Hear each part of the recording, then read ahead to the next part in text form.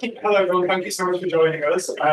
My name is George Beard, and I'm Associate Director for Economic Policy at LPC Institute for Public Policy Research. We're delighted to partner on this event with the Better Business Act. We're going to be talking about how to drive growth through governance. And I think it's a question which is really critical for lots of the things that the Labour government are committed to achieving. What partnership with private sector and with businesses actually means. So if you look across the Labour missions, whether it's the growth mission, the clean energy mission, or its other commitments to improving infrastructure or public services, it's absolutely clear that government are not going to be able to do that by themselves or through policy alone. It can only work through partnership with business. Similarly, there are massive challenges in the British economy. We know that the economy is growing too slowly, it's unsustainable. So we need faster, fairer, greener economic growth. And similarly, therefore, we need to ask about, taking from Rachel Reese's speech yesterday, what businesses do, where they do it, and how they do it. So this question arises then, how do we actually make that a reality? So some of the questions we're going to be talking about today are around questions of corporate governance, the Better Business Act campaign to improve, to reform the Companies Act, to change regulation, legislation around corporate governance in the UK. But we'll be asking how can business and government work together in a more cooperative relationship that prioritises innovation and long-term growth. And how can Labour create a more stable economic environment given the uncertainty we face domestically and internationally? And I'm sure we'll touch on some of the other policy programmes such as the New Deal for Working People. So we are joined by an excellent panel to discuss this topic. First of all, on my left, we have Liam Byrne, who is Chair of the Business and Trade Committee and MP for Birmingham, Hodge Hill and Solihull South, and has been a Cabinet Minister on the Blair and Brown governments, as well as various shadow roles in opposition. Antonio Vance is the new MP for Tipton and Wednesbury and was formerly the Campaigns and Cons Director for the TUC. Chris Turner is the Campaign Director for the Better Business Act and the Executive Director of BLAB UK. And last up, we have Pranesh Narayanan, who is a research fellow at ICL, formerly an economist in the companies and sectors team in the Treasury. So I'm going to ask our panelists to give about 5 minutes opening remarks each, and then we'll open up for Q&A. And I know that Antonia and Liam both a little bit before the end, but I'm really keen to get as many questions as possible. So, with no further ado, I'll turn to you, Liam. Great, thank you very much, George. I'll be just speaking for a few minutes, or as we used to say, the average lifespan of a Tory Chancellor. And if you want the longer version of the remarks, well, they're available in a new book on a limited print run edition with a paperback in the shop in Waterstones.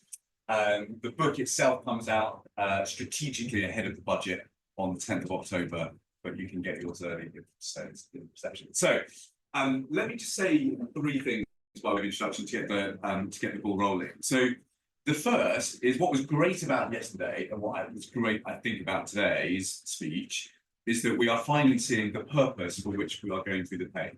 So I think we're going to be hearing a lot more about the sunlit uplands. That's good, because the reality is we should be extremely excited about what the next few years holds. One of the best speeches about this was actually made by Kristalina Georgieva in March this year. And she looks back on that famous essay by Keynes, Economic Prospects for Our Grandchildren. And she tries to cast her eye ahead and think about, well, look, what could happen over the course of this century? Of course, if you think about the revolution that's coming in artificial intelligence, in genetic medicine, in global connectivity, and the shift to green energy, you know, we could actually see a multiplication of living standards by 13-fold. 13-fold over the course of the century ahead. The question, of course, will be who gets that money? Because, of course, Keynes famously forecast that we would all be working a kind of a part-time week by now. But, of course, what Keynes forgot to factor in is the extraordinary growth of inequality. And that inequality is getting worse and worse and worse. In fact, over the last 14 years, top 1% in our country have multiplied their wealth by 31 times as much as everybody else. And if we want to, you know, not only build a fairer society, but, you know, defeat populism in the future and other important political projects, we're going to have to get a handle on fixing inequality generally and wealth inequality in particular. So What the book argues is that we've got to make two shifts. So ultimately, we've got to raise the rate of public investment in our economy. It is entrepreneurs who make history by inventing the future, but actually collectively, we've got to raise the rate of investment in our economy. And there's two big things that we need to do in order to do that. We've got to conquer the problem of blind stewards and greedy captains. So blind stewards problem is about investment funds. So we collectively save about £2 trillion into our pension assets. Some of you will be pension savers in the audience. It is really difficult for you to invest in firms that aren't screwing their workers, dodging their taxes, and poisoning the planet.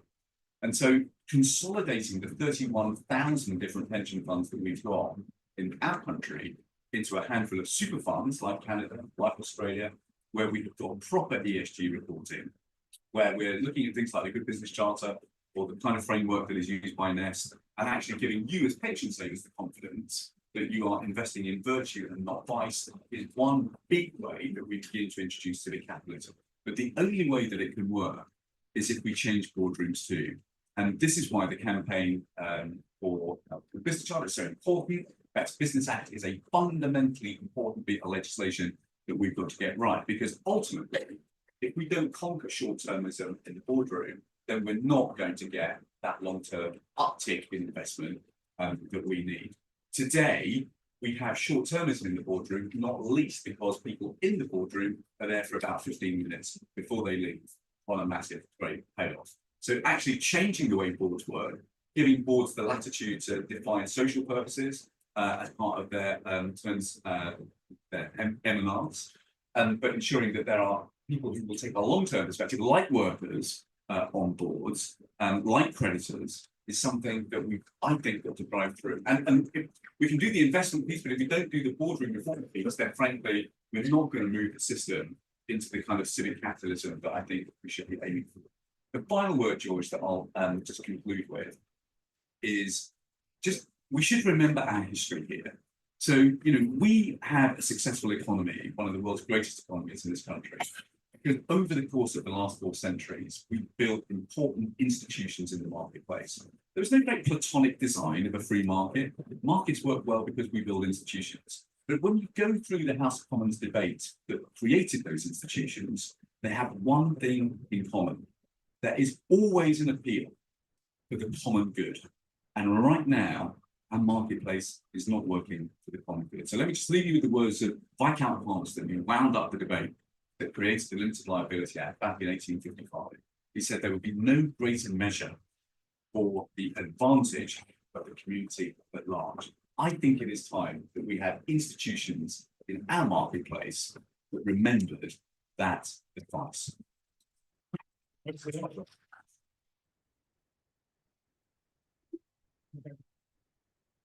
you very much. £3,600. That's how much higher wages will be this year if wages have gone up by just the average for other rich countries since the crash in 2008. More than 3.5 grand more. Just imagine the difference that will make to working families this winter. In my constituency of Tipton and Wednesbury, that's £93 a week in the average working family's pay packet. That's why this government prioritises growth above everything, because at the end of the day, what matters is what people have in their pockets to spend on their families to ensure that they can achieve a decent life. And that's what Rachel set out yesterday, and it's the direction of our mission on growth.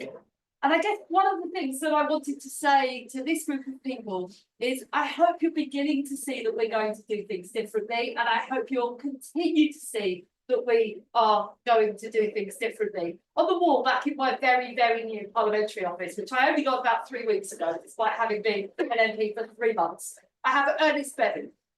And I have the picture of Ernest Bevin that hangs in the National Portrait Gallery, which is Ernest Bevin reminding the workers of Great Britain that working for exports is also war work, and they should be proud of the work that they do. Now, I have Ernest Bevin on my wall. So as a proud private sector trade union MP, he gives me my inspiration if I could ever live up to parts of what he did.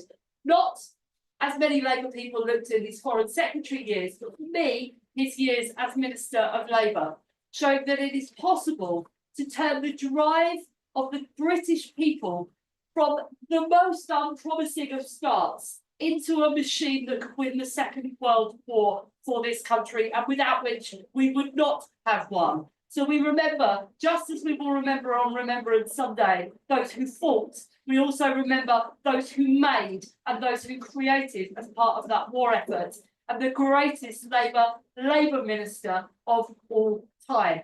One thing that was interesting about Bevan was that he was a trade unionist who was asked by Churchill to come into the cabinet. And never forget, and I said this particularly deaf ears as a member of the TUC senior staff for a number of years under the last government, and now as an MP, I say it to my own government, that when we're called upon, trade unionists come to the service of the national interest, and the way to create economic strategy and an economic plan that works for working people and for businesses is to have all three sat around the table. Bevan knew that, Churchill knew that, and that's why Churchill brought Bevan into his war cabinet. So, as we go forward, the priority is on policy stability.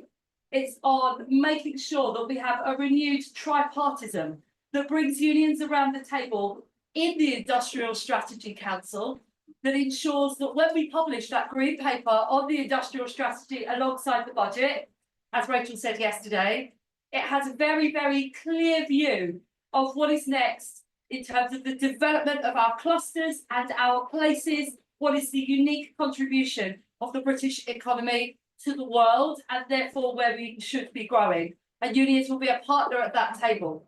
Ditto, as we look at the skills needs of this country, as we create Skills England, building on the best of the work that the predecessor organisations have done, and I know many employers are very, very pleased with the way that IFATE has engaged employers in the design and the assessment of the qualifications, particularly technical qualifications that are on offer for the workforce, that we create that in a tripartite way that ensures the voice of unions of workers are alongside employers and the state.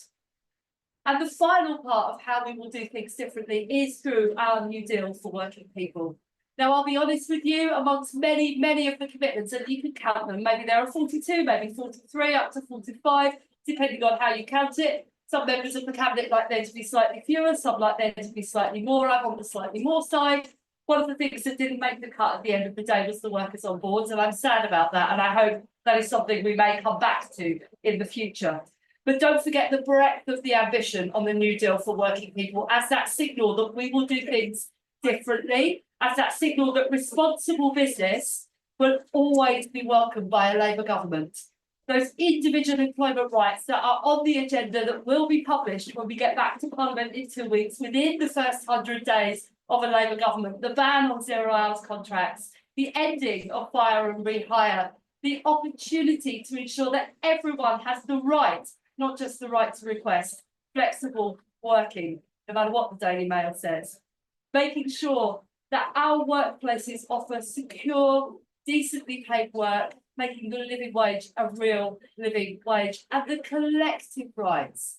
I think sometimes people don't realise the extent to which the changes in collective rights that are proposed by the New Deal will require people to do things differently. As we move forward to a fair pay agreement in the social care sector, meaning that every social care employer will be bound to sit round the table with employers, with unions, with the government to ensure that we come up with a set of terms and conditions that are binding on the whole sector, and that way root out the in-work poverty that we know is endemic in social care. The changes to enable better union recognition, so very important when we realise that Amazon were able to keep the GMB out of organisation over the wishes of the workforce by just 28 votes in Coventry. And now GMB are locked out for 3 years because of Thatcher-era trade union laws that prevent working people being represented by the union of their choice. Labour will end that and ensure that unions and their workers and their unions can organise together sit round the table and bargain for wages and terms and conditions collectively. So alongside the campaigns for corporate governance reform, I would urge everyone in the room to look at the potential for doing things differently presented by our new Labour government and by the New Deal for working people as we take forward our mission to make sure that work pays. Thank you. Very much, Antonio. Chris, over to you. Thank you. Thanks very much. Good morning. It's great to see the full room here. I think I'm going to. It's great. I mean, great to hear these thoughts. I've got my signed copy of the full version. I'm sure you all do too. I think so. I mean, I'm here representing the Better Business campaign. At its heart, the work that we're doing with businesses our intent with it is for all of our work to become business first. So I'm here in some ways representing coalitions of businesses. There's about 2,500 people operating in the UK. There's over 3,000 businesses that support the Better Business campaign. So I want to kind of bring the voice of those businesses into the room a little bit. And when I was having a conversation this morning about all the panels that we went to over the last 48 hours, and I can't remember what any of them were called. You know, I've been trying to go to the what's about business, growth, about the way that business ultimately needs to be at the very heart of our progress we're achieving this goal. And in my mind now, it's kind of a word soup of business and government growth and productivity and partnership and all of these words. And I think that that clearly tells a story of just how fundamental business is going to be and how core business must be to driving change that government seeks. Obviously, growth being at the very heart of the government's agenda, but indeed all of the more shared missions that I think we all recognise are crucial to the future we want to see for the country over this longer term period, whether it's the decade of the national renewal or whether it's some of these missions, which actually may take longer than a decade if you think about the full implications. And so what you've got there ultimately is the need for business to be a really sort of long-term, consistent partner to government in quite a kind of profound way. And in a way which I think actually reveals quite a fundamental tension right now between what is expected of business in that sense and what business right now is kind of geared up to do from a governance perspective.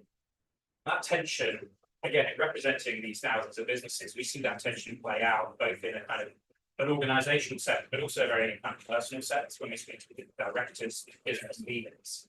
In the sort of organizational sense, what you have right now is fundamentally you have businesses which are governed and incentivized for the short term.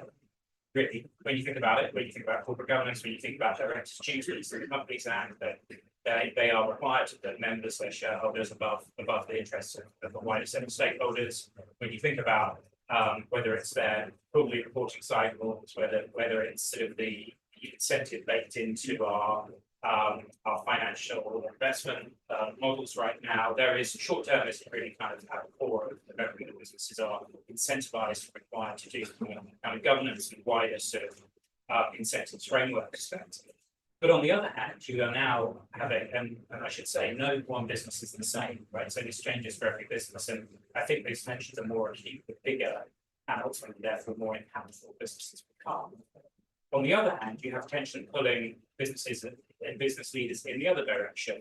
The increase in regulation, reporting, particularly around climate, you name it. Again, alphabet soup, TCFD, TNFD, CS-triple-D.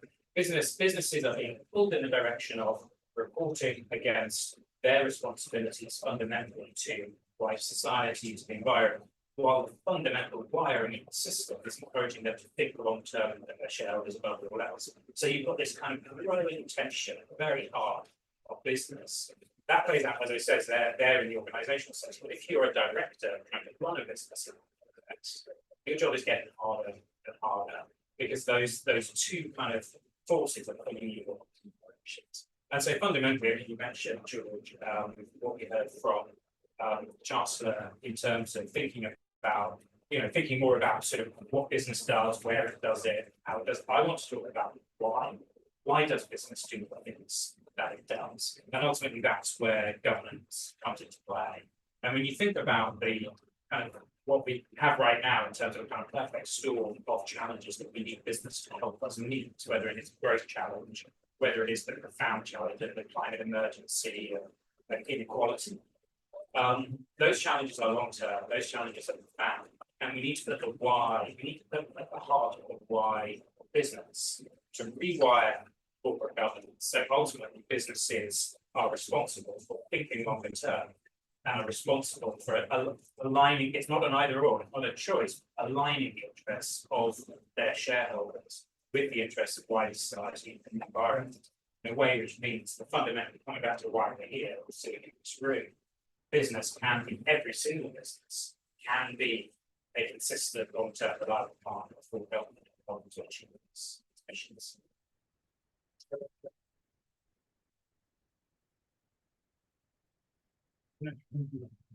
Thanks, George. So I would like to talk about the how of Labour working with business. So there is obviously several touch points between government and business. The rules and regulations that govern corporations is one, so corporate governance is essential. Rich Reeves set out that growth is the mission and investment is the solution. Ed Miliband set out yesterday that they want to move fast and build things. So the relationship between government and business is really running through this idea of investment and delivering investment. So corporate governance reform and really shifting the mindset to a long-term one in boardrooms is essential. But there are over 30 policy instruments that government currently uses to support businesses of different shapes and sizes through different means. So I've talked about British Business Bank loan schemes. There's several tax credits, R&D tax credits. There's all sorts of policy instruments and touchstones between business and government at different levels of the state.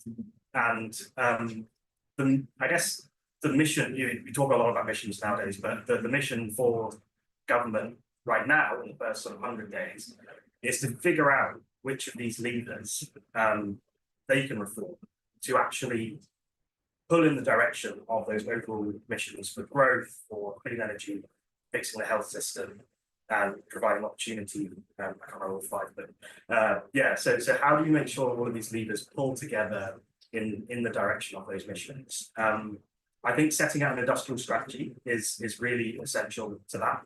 I think giving business an idea of the long-term direction of the economy through an industrial strategy is the right thing to do. Hopefully within that you can embed a principle of better business, of businesses that solve problems rather than creating them. We have to also look at our sort of tax system and make sure that the sort of things like R&D tax credits are actually going towards the activities that really solve the challenges that government has set itself, and make sure that things that create some of the problems. So people who are sort of not people who are employing business models that rely on sort of poor working conditions or tax sort of excessive tax competition are sort of held to account and not supported through the government schemes.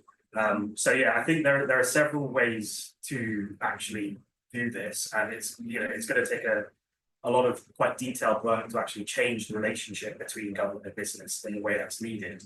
But it sounds like there's an encouraging sort of underlying philosophy within the Labour Party right now, which is that they want to change their government model. They are for working with businesses who are willing to be part of that change. I think one thing that's crucial is also then to provide a sort of a boost to those laggards who are quite, there's a lot of businesses who are doing quite well with the current system, and it's about how do you use carrots and sticks to bring everyone through the change. I'll say that.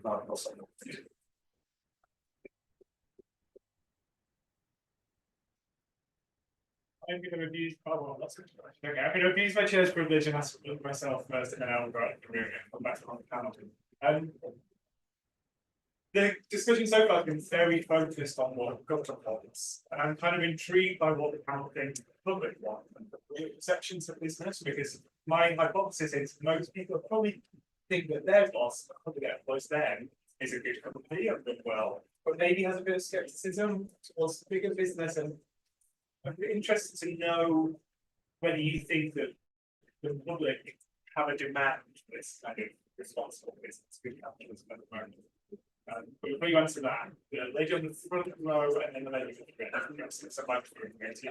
And if you could introduce yourself. Please. Yeah. Hi, I'm Shelley Rubenstein. I'm both Chief Executive of Impact Business Psychologist and the Chair of Bury South Constituency Labour Party. So I want to know how the government can enable proven and successful SMEs to contribute when they're subject to restrictions that favour large companies such as consultancies. We've heard the rhetoric, but what action can we expect that's different, that will enable those of us? So we've been working for 30 years to bring integration to health and social care, but we're restricted because we're not on certain frameworks, because we've been told we're not allowed to. Brilliant question, thank you. And then the lady.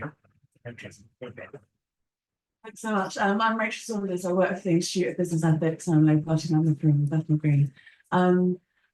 Two quick questions. One is, there were such mixed messages from the previous government about what government actually expects from business, like what is responsible business?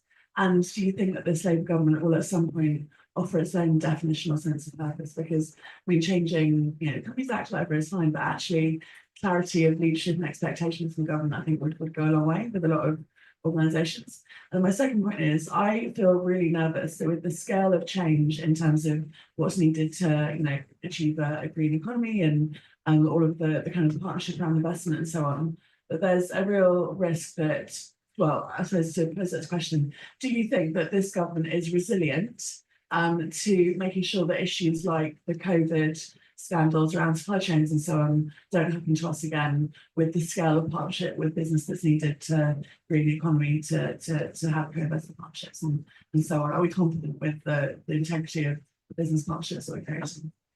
Great, thank you. Pranesh, I'll go to you first. Nobody has to answer all the questions, but pick the best you want. Sure. So on what the public want, I saw a really interesting bit of research by PwC that said 90% of business executives think that people trust their company. Only 30% of the public actually trust companies. When they ask employees, that rises to 60%, but it's still nowhere near the level. So I think there is definitely a perception that business can do better. And I think if you're able to tell that story properly, if you're able to champion the businesses who are doing the right things, and also sort of make sure you show how you're holding other businesses to account, there will be a little dividends to that. The Biden administration are doing really good things around this in America through competition policy. They're holding pharmaceutical companies to account for drug pricing. They're holding tech platforms to account for all sorts of things they do. So yeah, I think to answer your question shortly, I think it is the public do want this. And then so I'm just going to take the question about SMEs and procurement frameworks as well. I think this is one of the really vital tools that government has to actually incentivize the right business behavior. Procurement is a huge amount of government spend. And once again, there's examples from the US where procurement is sort of one of the primary mechanisms they use to actually shape their economy. Recently, we were in conversations with some national security advisors from Washington who were talking about how they're using procurement to ensure that their shipbuilding industry is resilient, that it doesn't sort of fade away from competition abroad. So reforming those frameworks, I think, is incredibly important to championing British business. Yeah, maybe you want to pick up Rachel's question. I don't think any risk of Rachel really sectoring Boris Johnson's way of talking about this community, but mixed messages. It's a great question. So, I mean, let me just comment it in two different ways. So one, the influence of big money on politics has never been as corrosive as it is in modern British history. So I've spent a lot of the last 4 or 5 years working quite closely with Margaret Hodge on things like the Economic Crime Bill, now Act, and since the Electoral Commission started keeping records, we've had about £1 billion flow into political parties, and that doesn't include some of the more recent donations. And a significant fraction of that money comes from a very small number of individuals. But the reality is that the influence of big money in politics is far more pernicious than simply donations. It is those who invest in think tanks that don't necessarily declare all of their money, but write reports that splash the Daily Mail and then get picked up on TV stations, which they also fund. To pick one example, GB News, and that TV station may well be routing significant amounts of money to particular kinds of politicians to be their presenters. So, there's a kind of an ecosystem of influence now that is hundreds of millions of pounds flowing through it. And it's really dangerous for the integrity of our democracy. And I was not somebody who believed in state funding of political parties in the past, but I'm afraid I am now, just because of what I now see in the corridors of power in Westminster. So, and that is something that is a very difficult argument to win with the public, but I'm afraid there's real peril ahead if we don't begin to check some of these pernicious influences. So just the other thing I would say is on your definition of responsibility, there are a couple of really good frameworks that are out there. So the Good Business Charter is a really good example. 10 basic ways to judge whether a company is behaving virtuously or not, like paying its workers properly, paying its suppliers properly, paying some taxes every now and again. These are not unreasonable things. And shifting the British business system into that kind of behaviour is something that's got to be really important. It's one of the outcomes we want from 10 years of a Labour government. And, that will make a very happier country, but it will also make for a richer and more prosperous country too, because remember, when you've got economies that are bedeviled by inequality, they grow more slowly than other economies, and they're more prone to shocks than other economies. So if we want robust, strong economies that grow well in a sustainable way, and actually good business is part of the answer. Also, it's worth thinking of the companies which are likely to be making donations to political parties are also disproportionately skewed towards those that make excess profits anyway. So companies who are making productive investments, the ones that we want to reward, are disproportionately less likely to be skewed that political. Yeah, and also to clarify, I think the article to A. It does indeed. I was just checking my mental monitor before the IPP article was, but you're in the right place. But think about rent seeking. Our economy is bedeviled by rent seeking now, and why? Well, because it's a great business model. If you spend a couple of million quid on getting a law in the right place, but actually the returns on that are hundreds of millions of excess profits, well, that's a good business equation, and that means you've got to have strong public policy to prevent rent seeking, which is just now running rampant. Sure. Yes. I'll keep it quick because time flies when you talk about corporate governance. I think I would touch on the demand. Demand from ultimately consumers, citizens, for business to fundamentally be better. And I think it's very clear that there's a sort of dark side of dark and light to this. The sort of track record of bad actors over recent years is pretty shocking. When you think about the P&Os of this world and the water companies of this world, and all of that very clearly points to have that local governance and ensure that there is no really space to hide for these bad actors. And I think what you have there is certainly, since your point, Ranesh, the kind of most recent Edelman Trust Barometer shows that people trust business to kind of solve these big problems of kind of climate and inequality more than they trust government.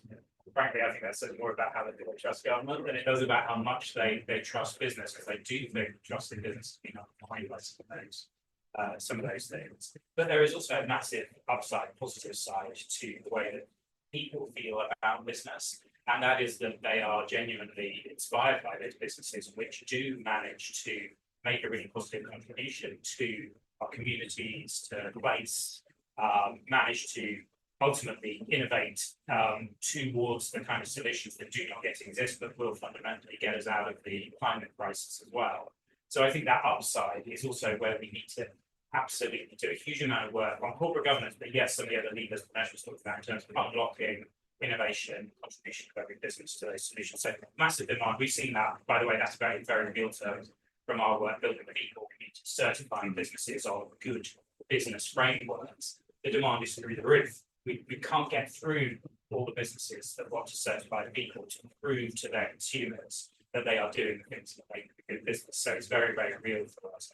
Final, really quick point on your point, Rachel, about kind of the sort of resilience of partnerships and the integrity of partnerships. I'm not married, so you should not take relationship advice from me, but I imagine that any good lasting partnership needs to be based on kind of common goals for the future, common objectives, that foundation of trust that partners are aiming ultimately for the same long-term objectives to achieve the same things. And that goes right back to that why point that I was talking about at the beginning. And what you have right now is from the outset, as these partnerships are being formed and have been formed in the past between business and government, you have a mismatch, you have a misalignment between the fundamental why of what those two institutions or organizations are trying to achieve. And we need to align those whys and those purposes so that the partnerships can be as resilient and long lasting. Okay, there's loads of hands. I want to get as many questions as possible. So keep it for a question. If you're all really smart, you don't have to put them to each other. Maybe really desperate. Took one for Liam because I think it's about to disappear. I'll be back in 12 minutes. Great. Question around EOTs and the government's view on that. So Matt Johnson, certified B Corp, run a business called Four. We're a global management consultancy. And the second question, bringing on your colleagues' comments just around centralising one government procurement portal for bids for sectors, generally for local and national government. It will transform productivity in the UK. So I guess that's a wish or an ask. I'm really interested just around what is the government's policy around tax and EOTs moving forward? I have no idea. Okay. The gentleman with the white shirt, 2 rows ahead. Thanks very much. Lewis Johnston, Director of Policy at Share Action, with big backers of what the Better Business Act is looking to achieve. I think if we are going to fulfil Labour's commitment to growth, then we need to look at the entire investment chain. And I think a big part of that is upgrading the fiduciary duties of pension trustees. So it's great to see such a focus on pensions. Will the panel, and particularly you, Liam, support us in trying to make sure that fiduciary duty is really looked at as part of that review of pensions? It's such a crucial issue. Thank you. Okay, and then the gentleman 2 rows back.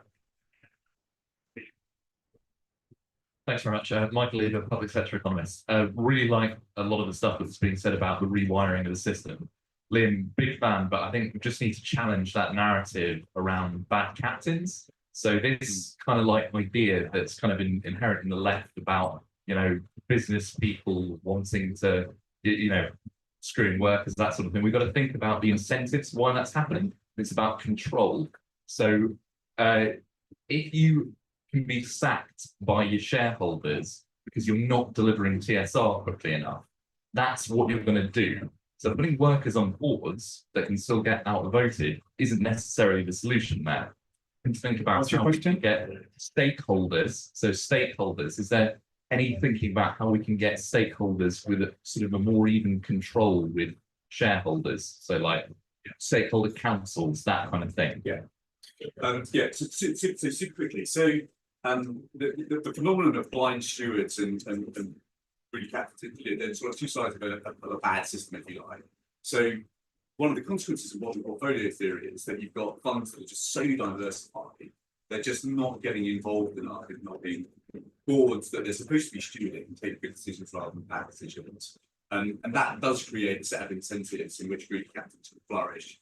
And so boardroom reform and investment reform has got to be driven through together. So when you've got 31,000 different funds that we have in this country, that actually, and they're operating a model portfolio strategy for investment, that doesn't help us move our system of capitalism onto a better equilibrium. So I argue for some quite radical consolidation of funds towards a much more kind of Australian, Canadian model, where you've got a small number of bigger funds that are better able to invest in the business that you're in. And if you couple that with border reform, which may well be on the lines that you propose, then I think you've probably got a better equilibrium. But a key part of that is getting fiduciary duty right.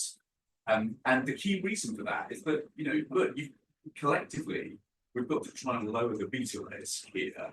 And that means you've got to just remind trustees that if they are investing in ways that foster inequality, well, that's the long-term returns, because countries that are definitely by high levels of inequality are more prone to shock and grow more slowly than economies that aren't. And so, there is a good rational economic logic for just recasting fiduciary duties to take on board a wider set of considerations. Other points I've got You're about to get tracked off the panel force. Pranesh, thank you so much. And I know we all look forward to working with you in the business and trade committee and raising some of these issues. Pranesh, do you want to come back on any of those questions? Sure, I'd like to come back on your challenge about there being no bad captains. I mean, there's plenty of examples of bad captains. The stewardship of Thames Water has been pretty appalling. You can see the sort of the amount of dividends and shareholder payments go up in a straight line, the amount of debt going up in a straight line in a remarkably similar fashion. These companies have been borrowing money to basically, give out shareholder payments and not actually take responsibility for investing. So I think you need corporate governance reform. You need to make sure the system encompasses stakeholders.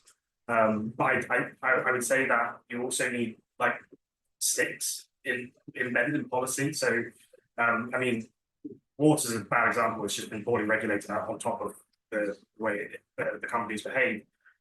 So yeah, you need stronger regulation. I think once again, competition policy is one thing that's been quite lacking in this country, and we could do a lot more to use our competition framework to sort of hold businesses to account as well. Possibly. Chris. Yeah, I think from those questions, I just wanted to pick up on the question about governance and stakeholder, true stakeholder kind of representation on the boards, and essentially kind of open up the sort of, I suppose, the conceptualization of this as a space for innovation. I think because companies essentially have no requirement for stakeholders to be truly represented on boards, nor for them to actually make decisions truly, in the interest of the wider set of stakeholders. The ways in which those interests can be represented and properly considered in decision making are fairly limited right now in terms of what is the norm. What we see with our B corporations who change their article of association to make a formal commitment to align these interests of stakeholders and shareholders is actually a great deal of innovation in the space. And so you get a lot of, there's actually a discussion at a conference yesterday about nature on boards. You bring nature into the conversation in boardrooms, which is clearly, a really important problem to solve for businesses. And so I think there is a massive potential in this kind of experiment to innovate in the space of representation and governance conversation. So, and ultimately, that plays into a bigger theme, which we really want to bring out with the Better Business Act, which is that we want to create a kind of race to the top here. I think one of the fundamental aims of the Better Business Act is to really kind of level the playing field so that, again, bad actors cannot simply prioritize their shareholders and short-term interests and profit maximization, while businesses which generally smaller, businesses which are truly rooted in place and community and considering the environment of people are disadvantaged because they can't be stimulants in the way that lots of bigger businesses can. So we want to level that playing field, and once you kind of level the playing field, then everybody starts racing to the top. That's just what happens. So I think yes, in the governance place, but actually when we're talking about innovation more broadly and the kind of technological innovation, as I said, we're going to need the transition of things. I think the Better Business Act is a pretty fundamental. Corporate governance as a whole is a pretty powerful tool for leveling the playing field and establishing the rest of the top. think back to what you were saying as well, she would be saying that the part, the value of the new different people too is that it's sets of law. And that using regulation in that way, the majority of firms already offer lots of the worker protection, and when you give the work people that they gain, by the minority of firms who don't. And therefore, you can raise more votes by putting up that behavior. I'll take Sorry, can I just come in on employee ownership as well? So this is a pretty standard practice in a lot of European economies, and it's quite successful. It turns out that workers actually have a skin in the game as well, and they actually do quite enjoy having working for a successful, productive business. I think there's examples of worker boards in Germany actually sort of agreeing with business executives to hold down their wages if the money is used for productive investment in the business. So it's not just that, you know, workers are. I think workers are a sort of special stakeholder in a sense. They have an eye for the long term just as much as shareholders. It's just a different view. It's really valuable point. Okay, I'll take one. The gentleman here on the front row. Thanks, Alec Lever, Richmond Party LP and Labour Business, who have been working for the last 3 years on this arcane subject of corporate governance. We did get a motion through conference 3 years ago on stakeholder capitalism. So I'm glad to see it's at the top of the King's speech. We have to consider where the whole problem started. Ironically, it's centre-left governments in the G7 that have caused the problem inadvertently. In their age-old battle with greedy bosses, they enlisted shareholders to hold greedy bosses to account back in 1948 in our case, subsequently in the rest of the G7. And now we've got a situation where activist shareholders are forcing good bosses to do bad things to everybody else. Now, the transformational effect on society will be for us to cut that mistake out, give a more stakeholder representation, and have businesses able to pivot from pleasing shareholders to competing to pleasing customers. If they get rid of all the regulation to stop companies doing bad things, which affect SMEs, because SMEs don't have the resource to meet all the regulations, and wonderful things will happen. Gentleman next, Steve. Thanks so much. No one's mentioned this. You introduced yourself. Oh, I'm sorry. I'm Steve Coulter. I'm with the Green Alliance and Environmental Think Tank. Very interesting. No one's mentioned the sort of, the big trade associations, the sort of macro corporatist guy, like the CBI and the IOD. 5 of them, while they're confusing, most companies have one. And one of them, the CBI, well, it's had a few problems, and a lot of people sort of rather unkindly speculated that if they didn't exist, would we bother reinventing them? So how does government go about talking to business collectively, and has it got the right people to talk to? Very good question. And then one last question here. Thank you. I'm Aid Sims. I'm the CEO of AKG. We deliver a range of community health, employment, and training and skills services. I heard a lot about government as a singular it, I guess, referring back to the marriage we've spoken about. I am, but I wouldn't like to lean into how effective I am at it. But I certainly know I'd be less effective if I was trying to do it with an increasing number of individuals or institutions. And so to the point of the question, I guess, how does business and government recognise and reconcile what I've been hearing a lot about over the last few days, with government is no longer going to be an it, but a devolved collection of individuals making decisions on best local need? That feels quite counter to some of what we've heard spoken about. Thank you. And then I'll take one last question right here. Sorry.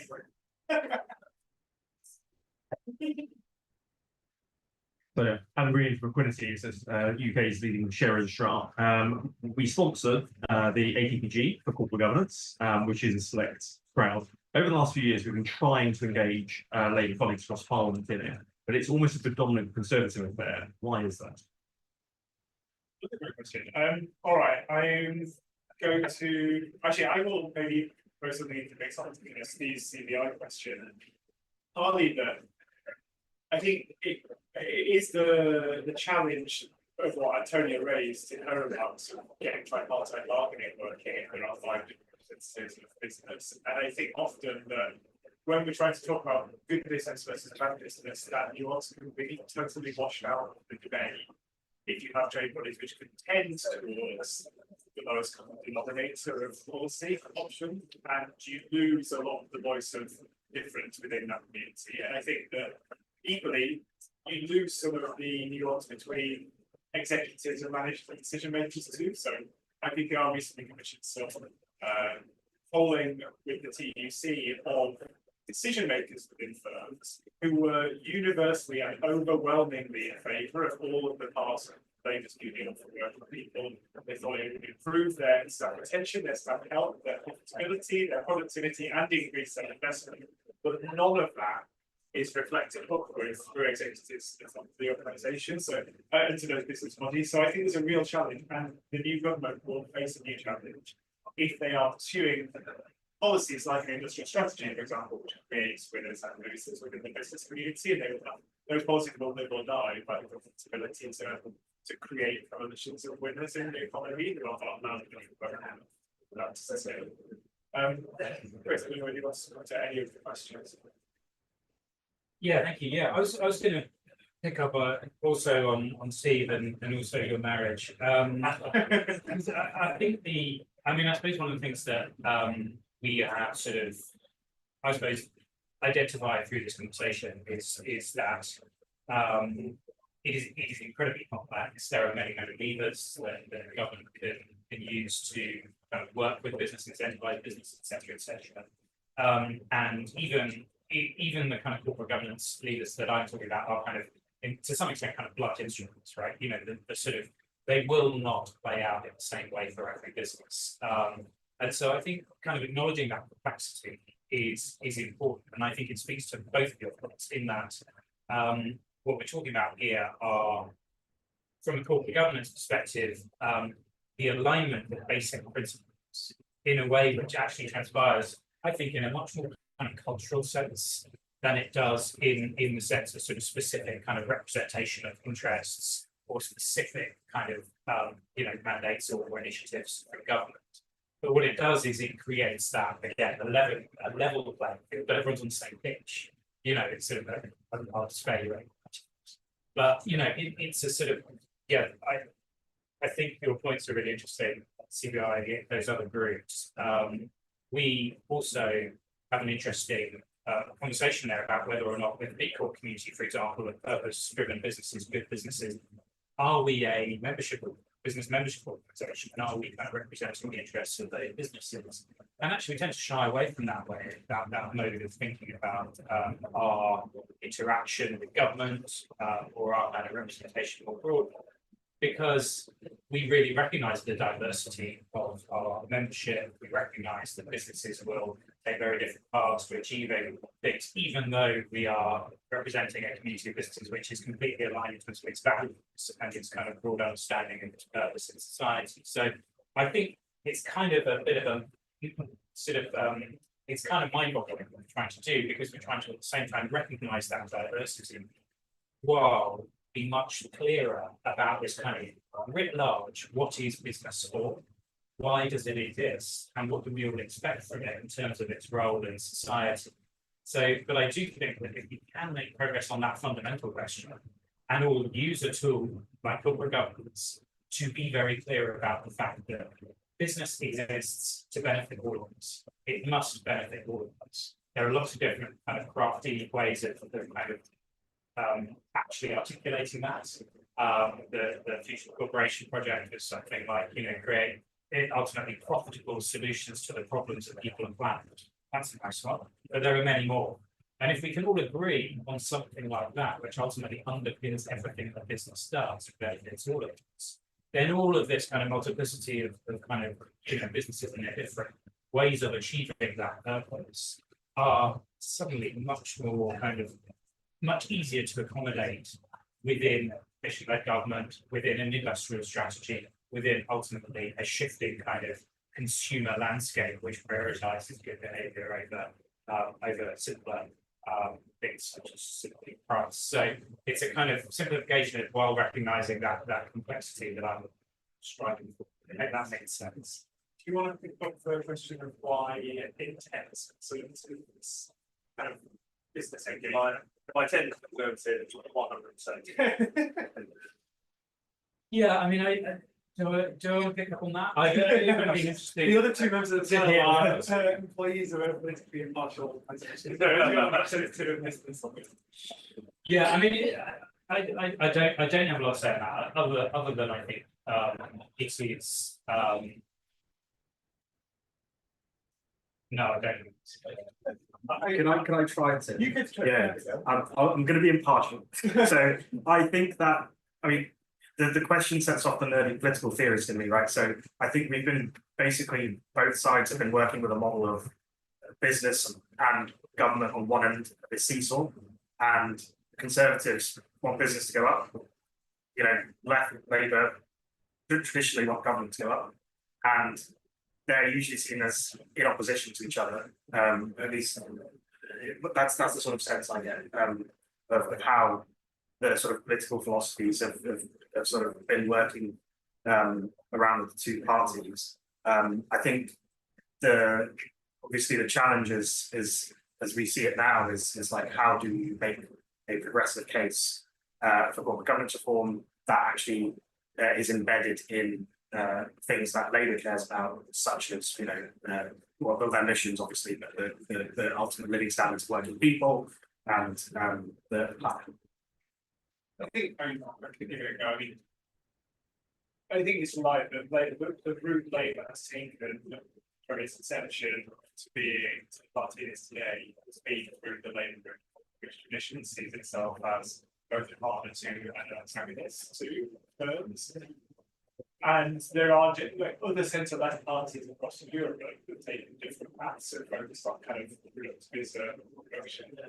If you look at kind of the path Labour took during the 60s, that was based a lot more around tripartite this way. And a lot of those ideas are back in vogue now, the kind of a period of decades of prioritizing kind of market-led growth, which maybe has not led to the prosperity and equality and economic justice that we want to see. And if you look at the kind of work of Danny Roderick, about the new capitalist paradigm, where really worrying about shareholder payouts and share price is not the thing that matters, it's actually production and tapping into regional needs, where and how that happens. There is a different form of centre-left kind of governance of the economy, which views business and workers and state as part of the kind of virtuous circle rather than antagonist. So I think it's clear in the way that government is talking about the growth mission of partnership as a ground that is on their agenda. We are coming up to close. Can I just get a sense if there are another round of short questions, or there's at least one more question? So leading with the legislative. Hi, I'll be quick. I'm Saskia from Chanel. So my question was actually about the senior management regime that we tried to introduce after the financial crisis. It's not a question about that, but it's a question of if there's any lessons about that attempt that you'd be keen for new governments to take into account moving forward. For what, sorry? The senior management regime for the banking crisis. So it'd be interesting to hear if there was any lessons from that we're keen to take forward. Any other questions before I ask the speakers to wrap up? Just one. Second one. It's just super short one. So, what is there any reason we could do something like prevent people that buy shares focusing on placing management, even a certain time of say the way the shares have left 3 years? I'll ask the panelists to respond and give their closing statements. No more about it. So the next show is the speaker close. I'm not too sure about the senior management stuff, so I'm not gonna take that. I think is there anything we can do to stop shareholders voting? I don't think I have a lot to say on that. I think that sounds like an idea to explore. In terms of closing remarks, I think it's been a really rich discussion about just the nature of business, and it's great that so many people are interested. I think there's a lot of work to do to actually figure out how this goes forward. As Chris was saying, this is like almost an experiment in capitalism because this hasn't really been tried before. So yeah, I look forward to carrying on thinking about this and working on it. Yes, similarly, I'm afraid, Saskia, I can't have much there either, so good luck finding a panel to answer your question. How's that? Yeah, so I suppose in closing, I mean, I think partly I was thinking of did so. I think that I was sort of thinking about this this morning on my walk in. It is a bit of an experiment, you're right. But on the other hand, there are now thousands and thousands and thousands of businesses around the world which are kind of operating on this principle, and which in doing so are delivering massive benefits for society, the environment, while also are more resilient and growing and ultimately delivering better outcomes, both as kind of commercial interests, but also the impact of the world. And so it's an experiment which is up to a cracking start. And fundamentally, I think we're not really in the middle of, but we're at the start of what is fundamentally a transition of the economy to a new model. And that's quite hard for us all to get our head around. But I suppose what is interesting about things that we're having right now is where that kind of transition on the economic system interfaces with government. And when I think about that, and I think about it from having tried to sort of represent things from the business in this conversation, when I think about it from the government perspective, it feels to me as if government is trying to sort of enlist business on these missions. And I think about, I'm not much of a gamer. Is anyone a big gamer? Yeah. I've played the odd computer game at the time. But it feels to me like in trying to do so in the current system more broadly, a certain corporate governance framework. It's like government has got the settings on hard. So if I have vague memories of going to play like FIFA after my brother, he's way better at FIFA than me. And I'd be like, why am I losing by 5-0? It's because it was on hard. And I just needed to go into the settings, put it on easy mode, and I was winning 3-0.